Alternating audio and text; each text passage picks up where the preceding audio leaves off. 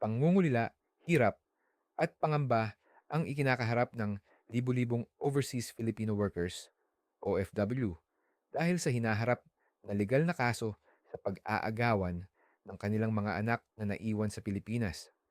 Ang suliraning ito ay dulot ng kanilang pangmatagalang pamamalagi sa abroad na sinasabayan pa ng marital disputes. Kaya naman, sa kanilang pag-uwi, ay iyak ng pagmamakaawa ang sumasalubong sa gobyerno at institusyong nakatutulong sa mga OFW. Hindi na bago ang kasong ito sa mga OFW na ikinasal, lalo na't base sa karanasan ng ilan, nagkakaroon ng hamon ang kanilang relasyon dahil sa malayong distansya. Tulot nito, pumapasok ang agawan ng anak na siya lamang nabibigyang solusyon sa pamamagitan ng legal na batayan.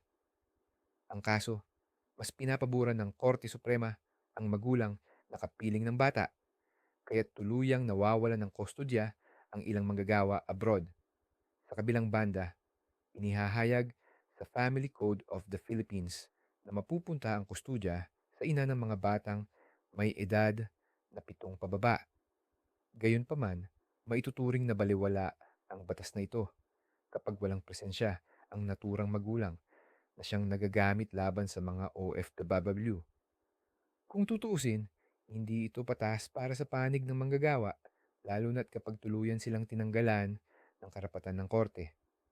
Mabuti na lang at hindi basta-basta ang agawang ito dahil binibigyan din ng tsansa ang mga OFW na panatilihin ang kanilang parental custody sa pamamagitan din ng temporary guardianship na ipagkakatiwala nila sa Special Power of Attorney, SPA.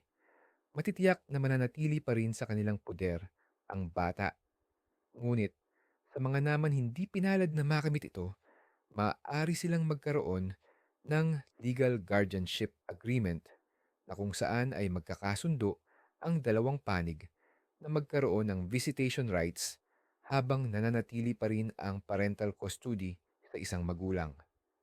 Gayunpaman, malaki ang epekto ng sitwasyong ito sa kalagayan ng mga bata.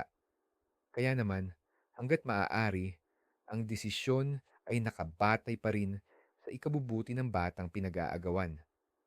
Ang masaklap lang para sa mga OFW ay nalalayo ang loob ng kanilang mga anak dahil sa distansyang dulot ng trabaho.